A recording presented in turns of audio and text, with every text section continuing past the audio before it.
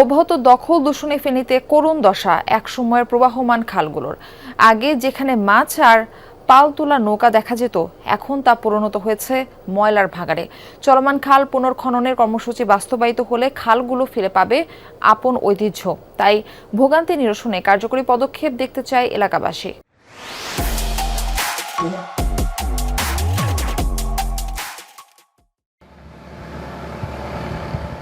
একসময়ের প্রবাহমান শতবর্ষী খাল এটি দখল দূষণে নালায় পরিণত হয়ে ছড়াচ্ছে ময়লা আবর্জনার দুর্গন্ধ।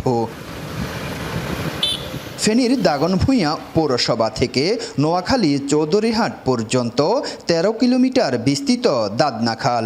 এটি বসুরহাট খাল থেকে উৎপত্তি হয়ে মিলিত হয়েছে ছোট ফেনী নদীতে।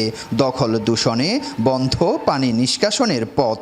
দীর্ঘদিন সংস্কার না হওয়ায় পরিণত হয়েছে নর্দমায়।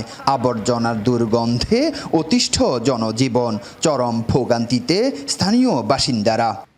একটা সময় কিন্তু এই খাল ঐতিহ্যগত খাল ছিল, এখান দিয়ে অনেক নৌকা জাহাজ বাজে অনেক কিছু চলাচল করতো।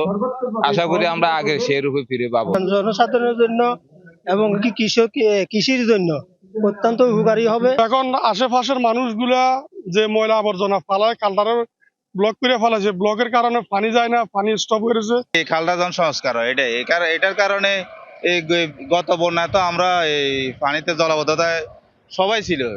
খাল পুনঃখনন করলে মিষ্টি পানি সংরক্ষণ সহ পরিবেশের পাশাপাশি কৃষিতেও বৈপ্লবিক পরিবর্তন হবে, আশা স্থানীয় কৃষি কর্মকর্তাদের।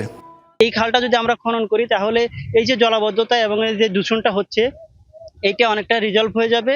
রিজলভ হলে এখানে আমাদের মিষ্টি পানি সংরক্ষিত হবে, সেচ কাজে ব্যবহার করতে পারবে এবং এখানে ফসলের একটা অপার সম্ভাবনা তৈরি হবে। জেলার ৬টি উপজেলায় ১৫০ শতাধিক খালই মৃত প্রায়। এসব খাল দখল ও দূষণ রোধে কার্যকর পদক্ষেপ নেয়ার আশ্বাস দিয়েছেন পরিবেশ মন্ত্রী। ইমিডিয়েটলি আমি আমাদের প্রশাসনিক কর্মকর্তাদের অনুরোধ করছি তারা যেন এই খাল এবং নদীগুলোর সীমানা নির্ধারণ করে দেওয়ার পরে তখন যদি কোনোটা দখলে থাকে তাহলে কথা হবে উদ্ধার কাজ। দ্রুত সময়ের মধ্যে কার্যকর পদক্ষেপ দেখতে চায় এলাকাবাসী। খাল খননের এই কর্মসূচি যদি বাস্তবায়ন করা যায় তাহলে কৃষি, মৎস্য, পরিবেশের উন্নতি সাধন হবে। আরিফুর রহমান, যমুনা নিউজ, ফেনী।